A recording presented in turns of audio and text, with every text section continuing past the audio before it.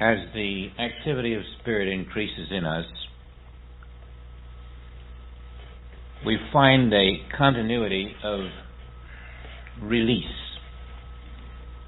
It is described in the Revelation here now by the 7 trumpets sounding, and each time another depth of spiritual activity is released in you, there is a proportionate ending of a material sense of self. And so the rising from the tomb continues as spirit increases its activity, and by degrees we are losing our desire for the fruits of the flesh. It begins with spirit touching us in such a way that our own self-will, to an extent, begins to totter and to be controlled. And then as our self-will is controlled, the works that we do with our self-will begin to lose favor with us. We even turn upon our own works and realize that they're not what we wanted in the first place. Still we continue building our own towers of Babel, believing that fulfillment lies in the flesh, in the material things of the world, in better human conditions. And as we continue in that belief, we find a renewed effort of spirit in us throws confusion into us.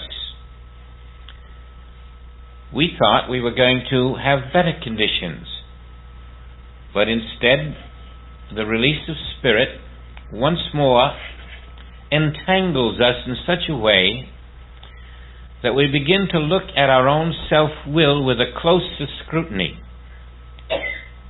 What is the cause of my problems? Why do they persist? And ultimately we discover the bitterness that comes with thinking we were doing the right thing only to find that it wasn't as right as we thought. We become suspicious of ourselves. We have not found the way. And there is a moment when we realize there is something going on in us that has not been explained to us. Something deadly. Some poison that must be routed out if we are to be free. And we begin to notice that there is a force at work in us called the mortal mind. It is only when our own works, our own will, our own ambitions, even when fulfilled, lead to ultimate disaster, that we begin to suspect this mortal mind is a little more powerful than just a force trying to persuade us against our will to do evil, or to seek those things that could be construed as evil.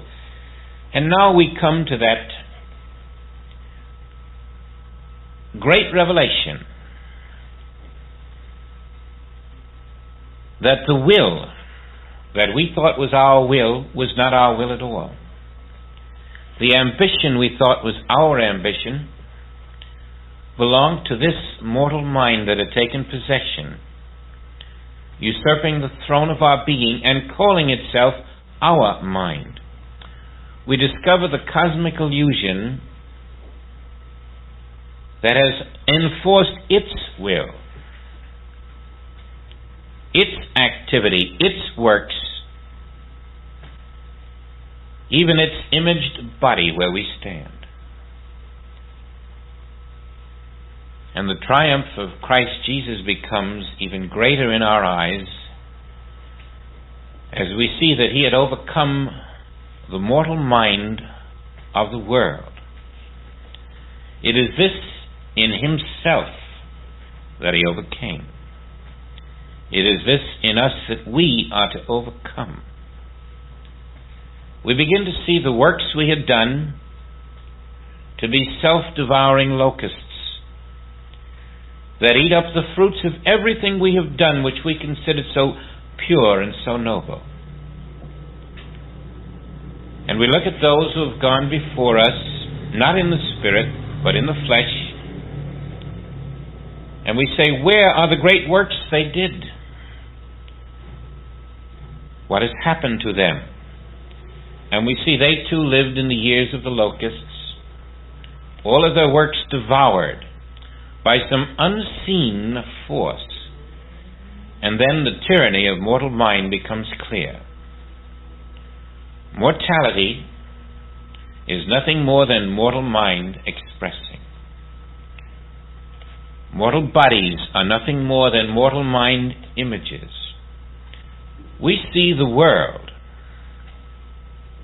as the imitation of our reality. And now the sixth trumpet brings to us the renewed effort of spirit as we are awakened to this mortal mind. And we see the horsemen and the breastplates of fire, and we see the jacinth, and we see the brimstone. All of this is the activity of spirit within us, liberating us. Truth, love, justice, riding as if on a horse.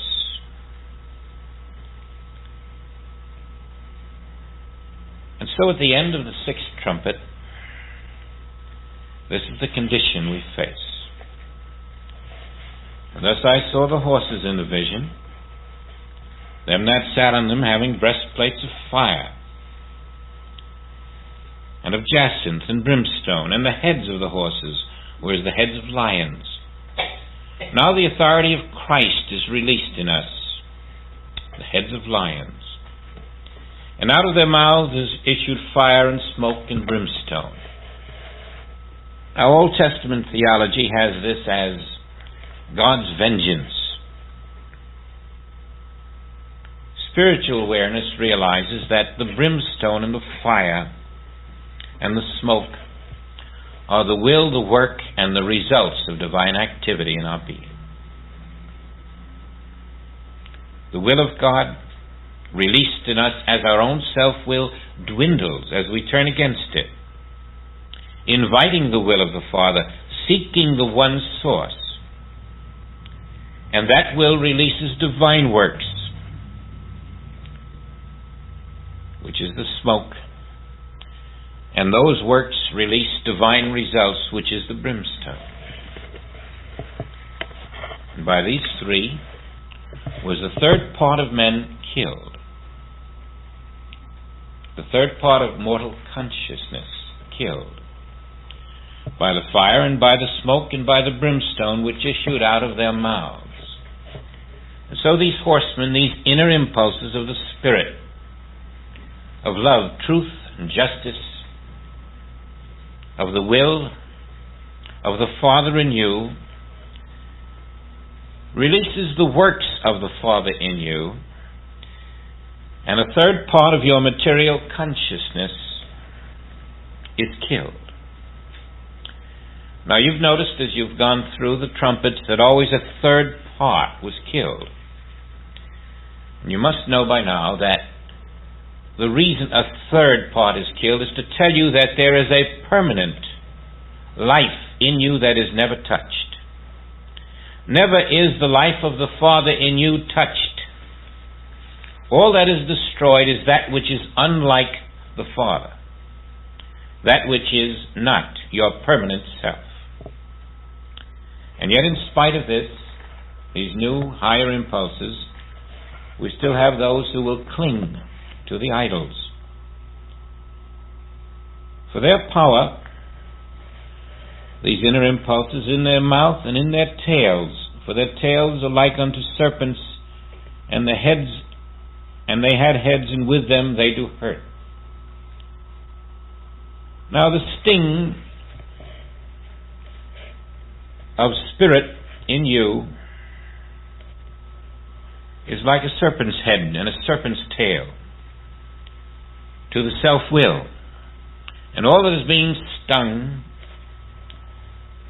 is that self-will in us which is still a remnant of the mortal consciousness which is dying.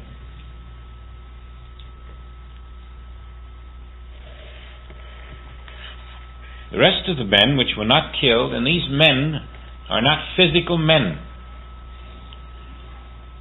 These are the mortal impulses with which we do honor and glory not to the things of God, but to our own mortal concepts, which are the false graven images. And the rest of the men which were not killed by these plagues, yet repented not of the works of the hands, that they should not worship devils, and idols of gold and silver and brass and stone and of wood, which neither can see nor hear nor walk. Neither repented they of their murders, nor of their sorceries, nor of their fornications, nor of their thefts. And remaining in us yet is the capacity to recognize iniquity, to be unforgiving, to live in a material sense of life. But now, this level of consciousness being reached, which comes at different times to different individuals, the ability to see that your own works in your own will are not your works, are not your will, but are the works of mortal mind, a universal force that functions only in those who are unaware of its presence.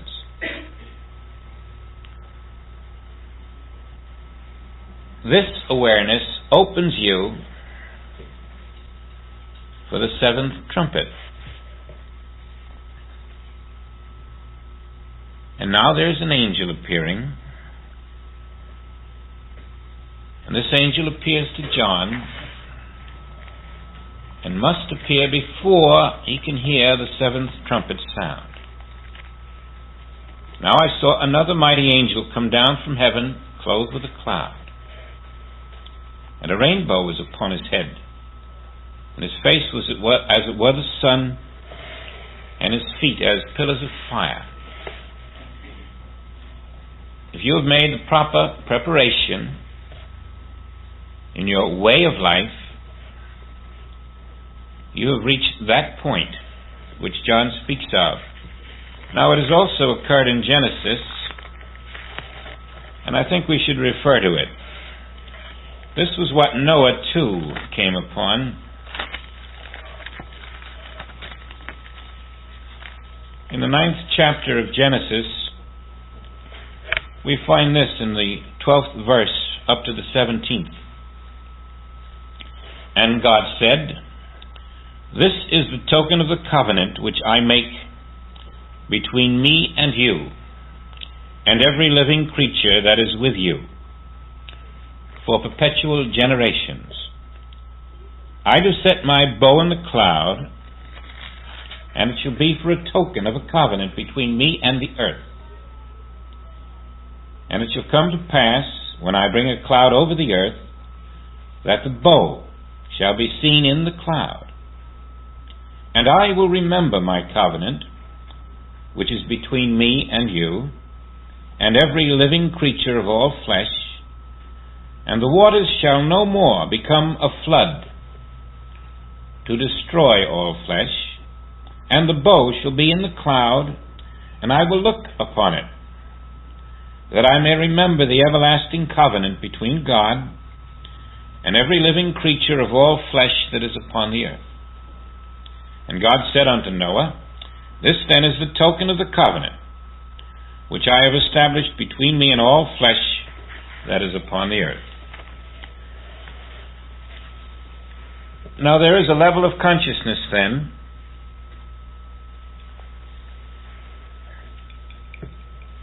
in which you become aware of the consciousness of God in you. A consciousness in which the source and you are one,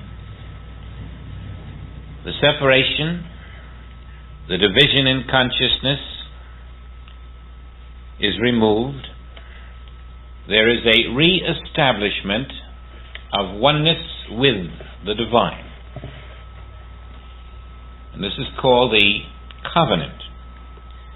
And so this mighty angel now that comes down from heaven, clothed with a cloud, is for John the fulfillment of that divine promise,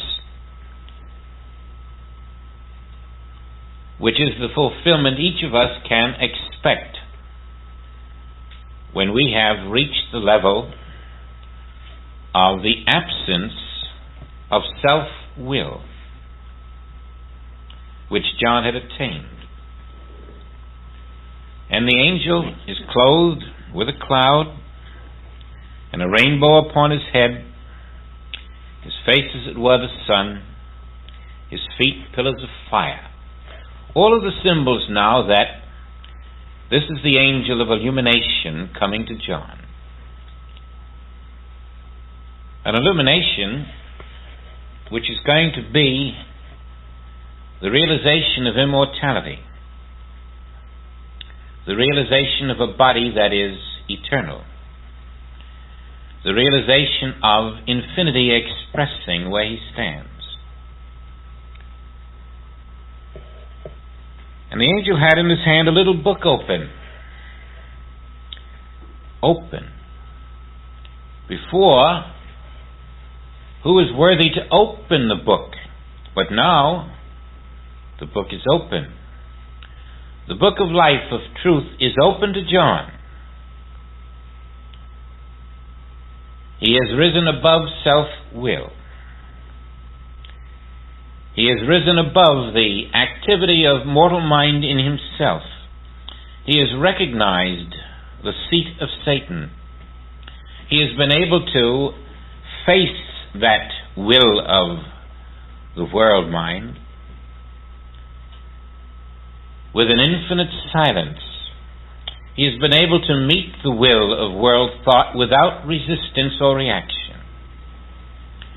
He has been able to look at the images of world thought and not be persuaded that God had wrought an imperfect universe. And so for him now the book is open. And this angel had set his right foot upon the sea and his left foot upon the earth, meaning that now both the earth and the sea would come under the law of divine government for John. Dominion was taking place.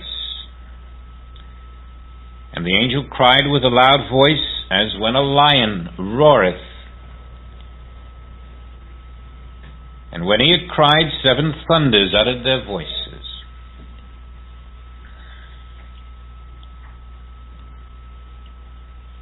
Now the will of Christ is being expressed.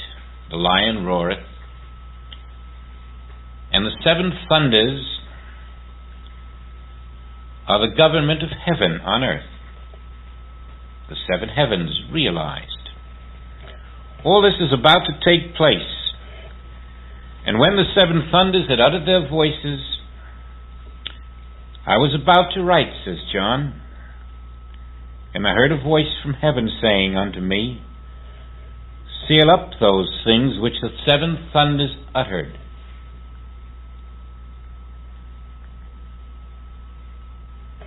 Write them not.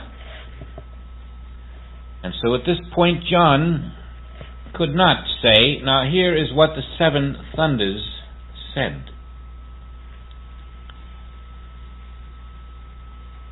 There was something in him that was still unfulfilled, as it will be in us, even though the great prize is so close. And the angel which I saw stand upon the sea and upon the earth lifted up his hand to heaven and swore by him that liveth forever and ever, who created heaven and the things that therein are, and the earth and the things that therein are, and the sea, and the things which are therein, that there should be time no longer. The time had come now for John to step out of time. No longer could a remnant of self-will remain in him. He had to move into the eternal now. His time sequence had arrived at the level where fulfillment begins. The time for man to live in his own self-will was over for John, as it will be for each of us. We are given a certain amount of time in which to live in self-will, during which time we come into the realization that only the will of the Father in us can be our will. And then, if we have not reached that within the time, we are a branch, purged, cut off.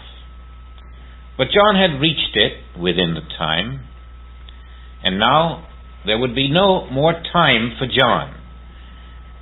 He would be lifted into the eternal, where the works of man are no longer transient, temporary, dictated by his concept of what he should do, but where he performs only works that are eternal, works that never are destroyed. But now a strange thing happens. But in the days of the voice of the seventh angel, when he shall begin to sound, the mystery of God should be finished, as he hath declared in his servants the prophets. The mystery cannot be revealed until the seventh trumpet has sounded in you, the full and total mystery. For there is still a condition that must be removed. And the voice which I heard from heaven spake unto me again and said, Go and take the little book which is open in the hand of the angel which standeth upon the sea and upon the earth.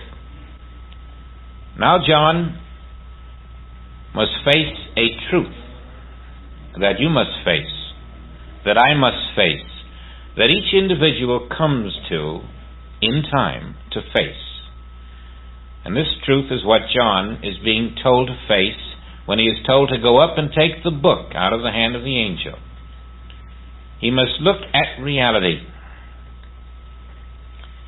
He can avoid it no longer. And I went unto the angel and said unto him, Give me the book. And he said unto me, Take it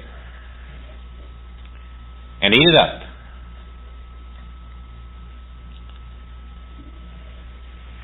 And it shall make thy belly bitter, but it shall be in thy mouth sweet as honey. Now there is a truth that we would all face then, which is going to be as sweet as honey. That's the truth that God has created a perfect universe. God is all. John goes up and faces that truth. God is all. What a beautiful truth. But why should it be bitter in his belly if it's so sweet as honey in his mouth? That's what we are about to discover when we accept the allness of God as the fact of the book of life. For the bitterness is in the digestion of that truth, in the application of it.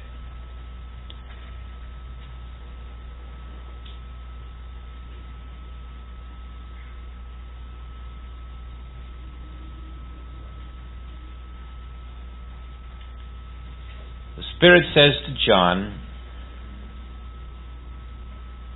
I want you to prove that truth before you go another step. I want you to live that truth, demonstrate it. The seventh trumpet will never sound until God is all is your way of life. The kingdom of heaven on earth will never appear in your consciousness until God is all is your living consciousness. The kingdom of heaven on earth will never appear in the world for you until it appears in your consciousness within. As within, so without. And so, the priceless pearl is there, sweet as honey. But are you ready to prove it? This is where John is stopped.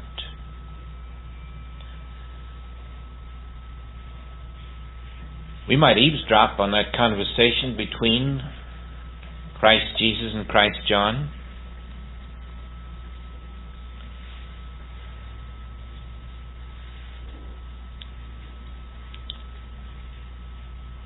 It surely was more than a word in a book. It may have been 10 or 15 or 20 years out of his life.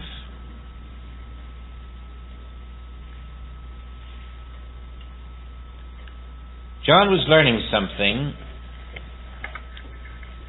for which the Spirit has said, tell no man. And John didn't tell it there, did he?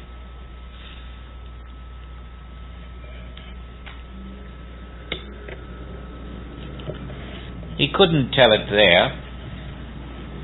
He had to first live through it. You might hear the voice of Christ Jesus say, John,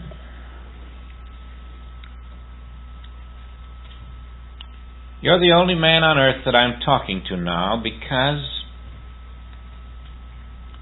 what I did you must do. I was crucified visibly.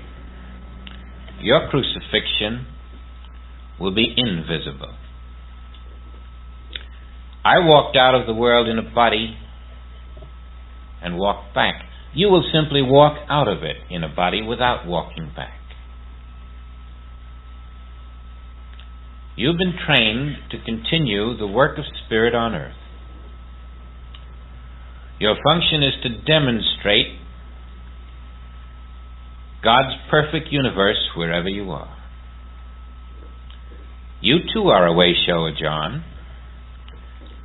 You must demonstrate the perfect divine universe on earth as I did. And there is still something in your way.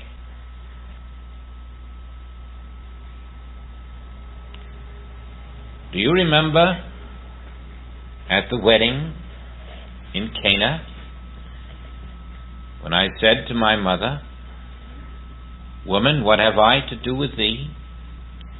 Do you remember the word I used, John, for woman? And then John would have said, yes, I do remember the word. You use the word that is spelt Juvai. It means something different than just woman. And then the Christ would say to John, what did that word Juvai mean when I said woman? And John would say, well,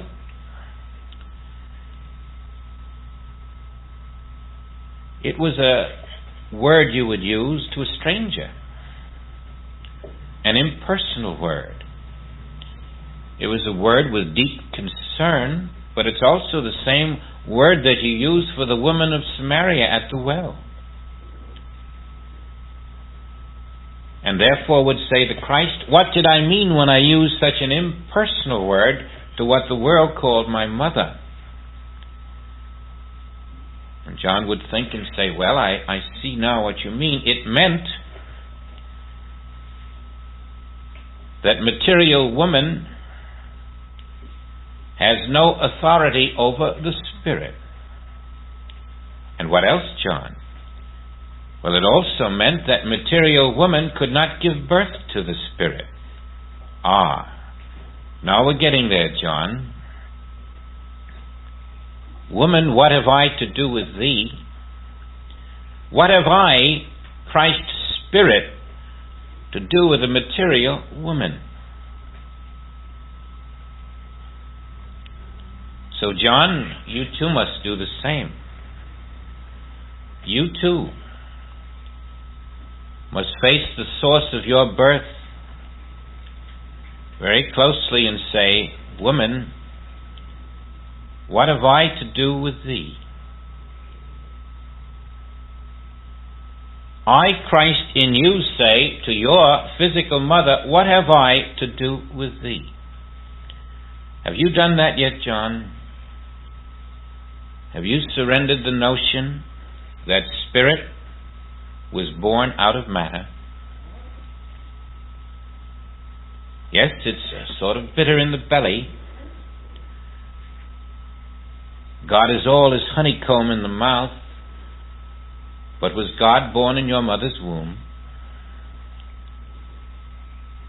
And now John is resting in the Word. He has to face this truth because the seventh trumpet will never sound. Illumination can never come to a mortal being, to a mortal consciousness, to one who lives in a physical form. The world without will always be the world within. And if you want the world without to be the kingdom, you must live in the kingdom within. So now John, like Jacob, is wrestling with that which he must face.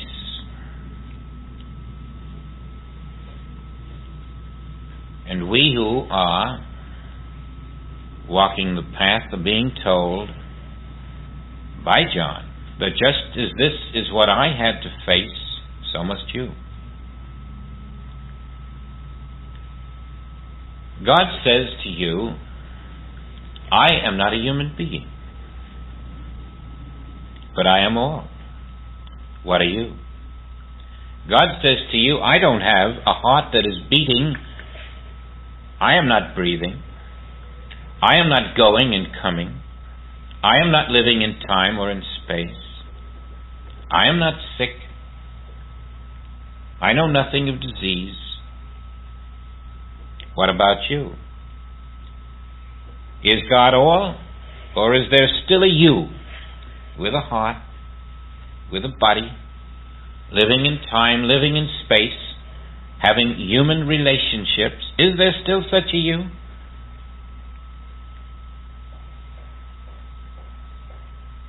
Then to you, God is not all. You'll stay with the honey in the mouth. But is there one there, and another there, who is ready to digest the honey, even though it be bitter? Is there one who can go back into self and move through the painless crucifixion of that which is not God? Is there one who can die to false belief, who is ready to say to the material self, there is no you, for God is all? To the human will, there is no you, for God is all. To human ambition, there is no you, for God is all. To human works, there can be no human works, for God is all.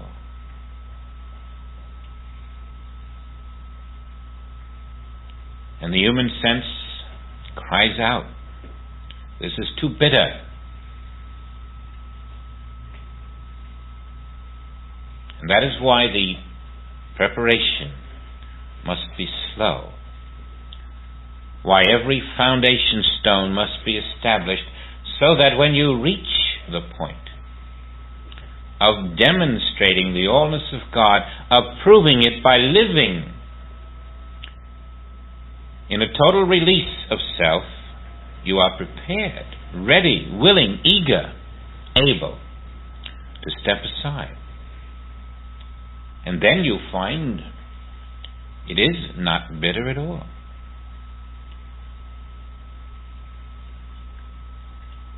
What is that seventh bit of knowledge that must be given before the angel of illumination,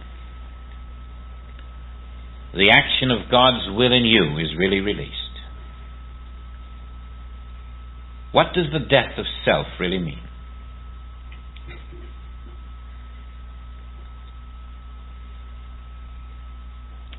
And John is still wrestling when the voice may have said, "Many's the time, John, in your sleep, you dreamed that you and your disciples were rowing across the sea and the ship overturned and they all drowned. Isn't that true, John?" "Why, yes, how did you know?" "And isn't it true that when you awakened, John, you were relieved to find that the ship had not overturned at all? It was all a dream." "Yes, I was greatly relieved." "John, you must now awaken from the mortal dream and discover that every evil in it is part of the dream, and every good in it is part of the dream. Your human life, John, was never lived. If you're prepared, it is not bitter. If you're not prepared, it hurts. And you turn away, and you go from the spirit back into mortality, afraid. But if it is your time to face truth, then you are standing with John, ready to know that everyone you have ever loved, you have never loved. And whoever has loved you has never loved you. Everyone you have ever hated or feared, you have never hated or feared. Everything you have done as a human being, you have not done. It's very bitter in the belly. And few there be who want it. Few there be who can face it. And some there be who say, "How glorious." There is no pollution in the world, no killing, no cancer, no disease, no death, no. And no birth. God was never born, but God is all. Then when were you born? You were born in a mortal dream, weren't you? And in a moment, suddenly it is revealed as a dream. And the angel appears, clothed in a cloud, wearing a rainbow, with feet of fire.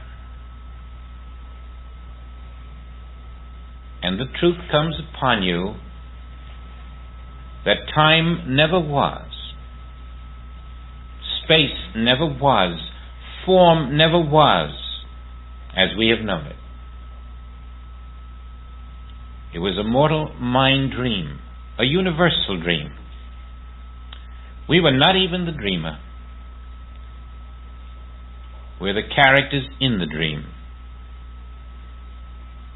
We are the images of the mortal mind dreamer. Words to many, a realization to some.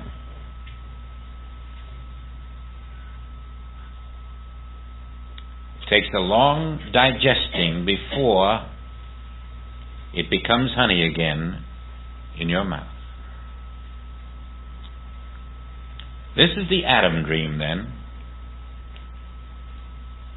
And the rebirth is the awakening from the sleep of that dream.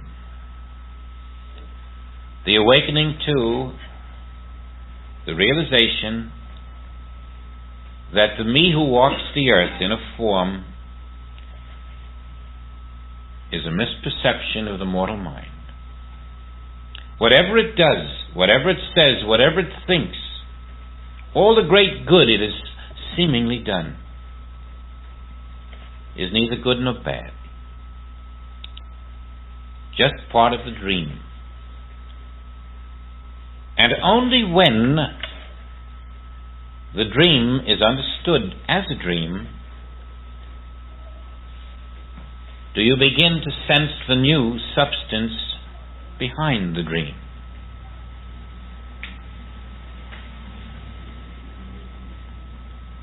Only in the recognition of the dream do you awake from it.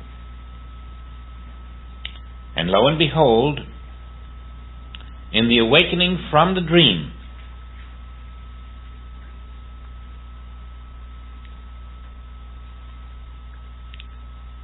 you're ready for the seventh trumpet. Because now you are ready to prove God is all. There is no mortal, neither where you stand nor where your neighbor stands, for you. You are in the birth of the new consciousness. The consciousness which is ready to serve Him supremely, to acknowledge Him in all your ways.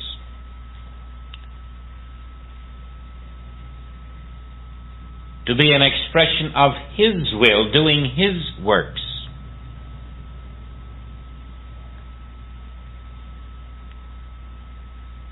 And this is what John goes through at this point. And I took the little book out of the angel's hand, and I ate it up, and it was in my mouth sweet as honey. And as soon as I had eaten it, my belly was bitter.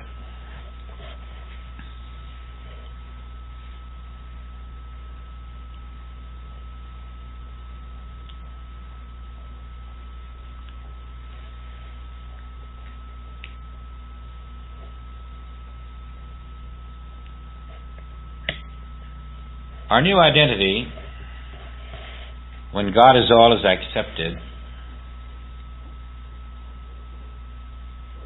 is the undivided self, which does not say, I am material being, and also the child of God. Henceforth, at this level of acceptance, you walk forward as the living Spirit of God.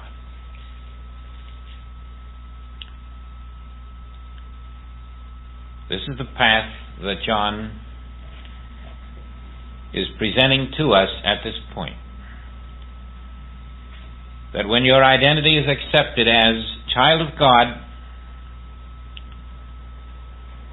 Spirit of God,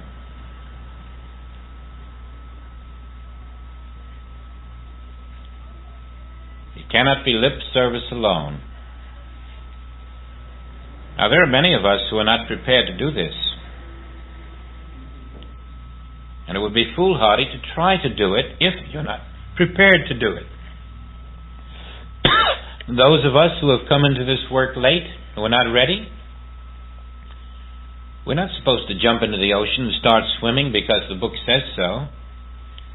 You have to go back and make your preparation. You have to take every step necessary.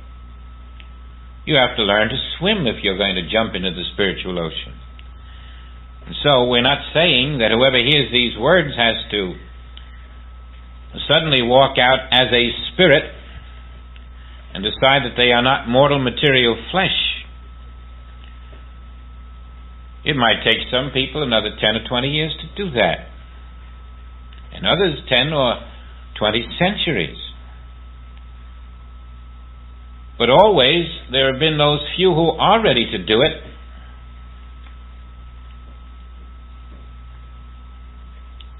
who have been held back by an unawareness of the truth,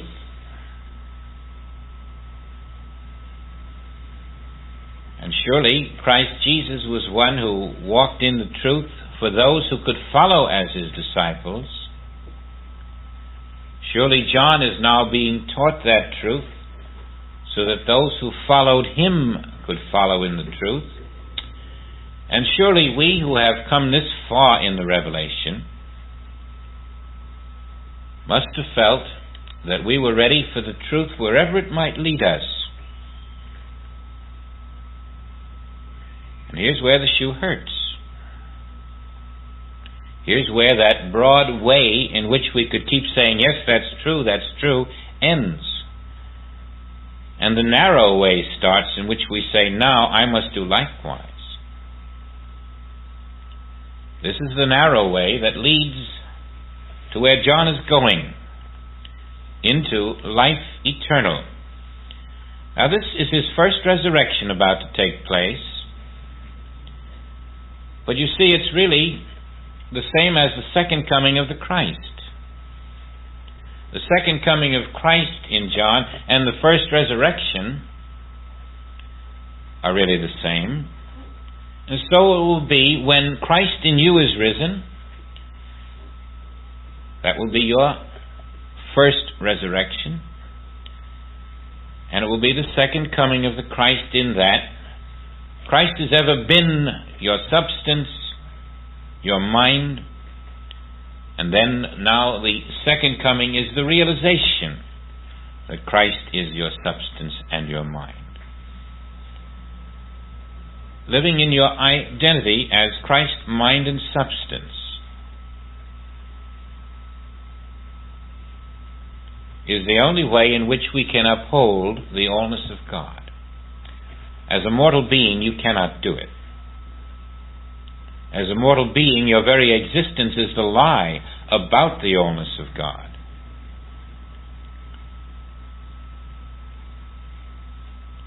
Now then, are we willing to take the book that is open before us? Are we ready?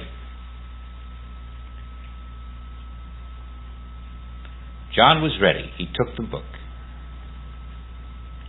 even though it was bitter in his belly.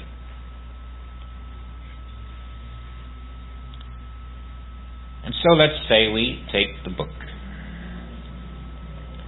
How are we going to move and have our being in Him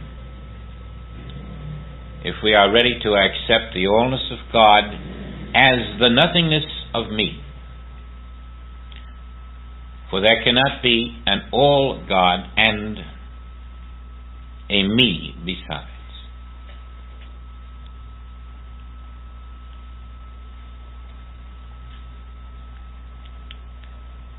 Let's take that step in His allness and begin with I, Christ.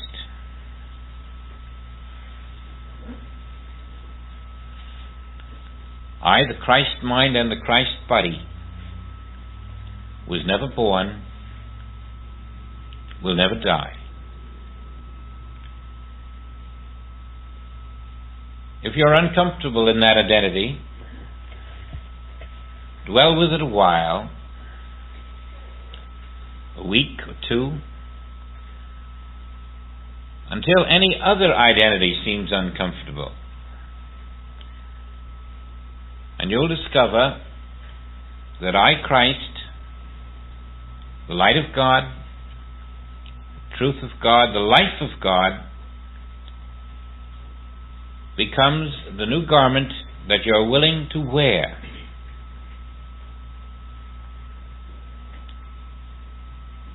And to that you must add one word before you will find the real peace.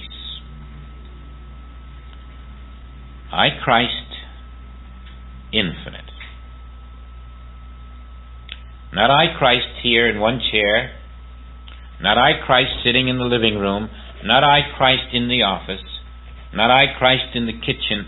But I, Christ, infinite. For God is all.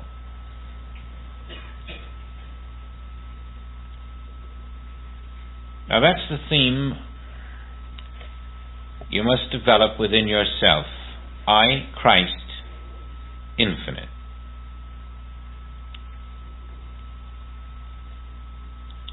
That's taking the book out of the angel's hand. And that's digesting it. And it will become living it. proving it, demonstrating it. Christ in you and Christ in your neighbor are one and the same. Christ in you and Christ in every individual on the earth are one. There is no division between Christ infinite and Christ in you. And therefore you cannot accept a personal Christ. There is only I, Christ, infinite. As long as you were born in the womb, there is no infinite you. That's quite clear. And so it was necessary for Jesus to establish that I, Christ, being the infinite Christ, was never born of woman. Your only father, mother, is God. God is the father and the mother of every individual on the earth. God was the father, mother of your parents and of their parents. And the only thing that we as humans have given to our children is a false consciousness. We have permitted them to enter the false dream. And we have given them a sense of that false dream. And they have carried it on and will give it to their children. Until one of us in our household opens that book and can live out, I, Christ, infinite, am the one with the Father who is the majority. I, Christ, is your name, and you have no beginning in time, no ending in time. You cannot go in space because there is no space. You cannot move in time because there is no time. I, Christ infinite, am already everywhere.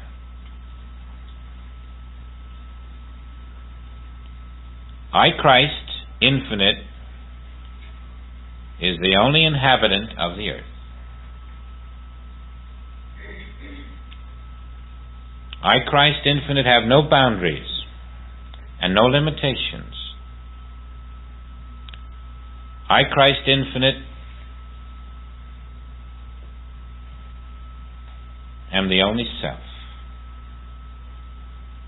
And beside me there is no other. This is the death of the mortal selfhood in the acceptance of the infinite Christ self as your only self.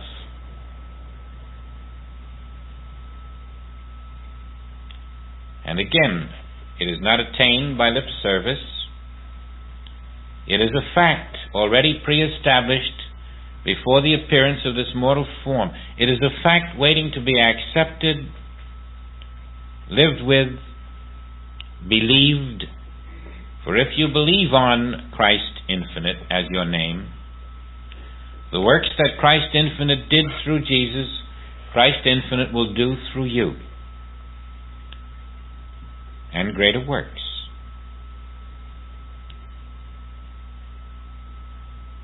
All this is still a preparation. For there will be a time, even after your acceptance of Christ infinite as your name, that Christ infinite will grow in your consciousness, and it will be met by the world mind. They will meet in what is called the Battle of Armageddon. Your knowledge that Christ infinite is your name and the world mind will move toward each other. And the truth in you, lived in, will banish the lie. All remnant of mortal self ultimately will die to the degree that you make this your living way. This is your preparation for the day when mortal mind in you, refusing to yield, is met by Christ infinite in you refusing to yield. As it was in John.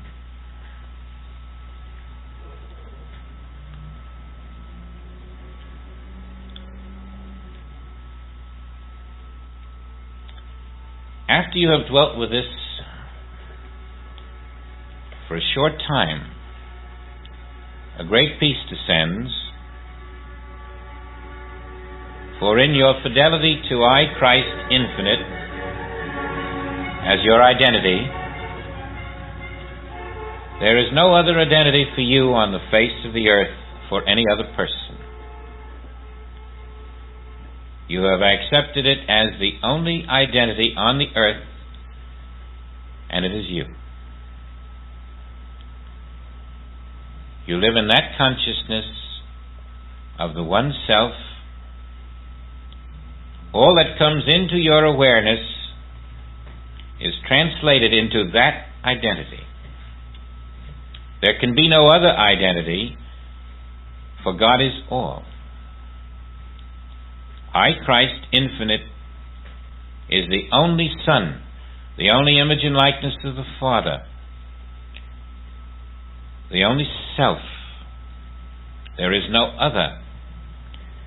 And therefore all others that appear are only an appearance. They have no identity, for the identity behind them is I, Christ infinite.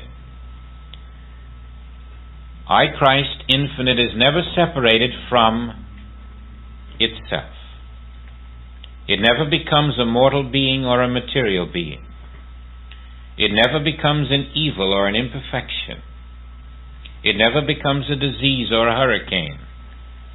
And it is all. Therefore, where are these things? They are in the mortal consciousness that you are learning to leave behind. That which begins bitter in the belly turns out to be honeycomb there too. We are translating the universe into I, Christ, the infinite self. Where do you live? In a building? There is no building there. Only I, Christ, am there. God is all. Where is the Pacific Ocean? Nowhere. Only I, Christ, am there. God is all. Where is the Atlantic? It isn't there. Where is the earth? It isn't here. What is here? I, Christ, the infinite self. You've translated the visible material world into one infinite spirit. That's all it ever was, and that's all it ever is going to be. And in this infinite spirit, which is I, Christ, the images lose their power, for he who dwells in I, Christ infinite. It was necessary to come out of the belief in human birth to come into the understanding of I, Christ infinite.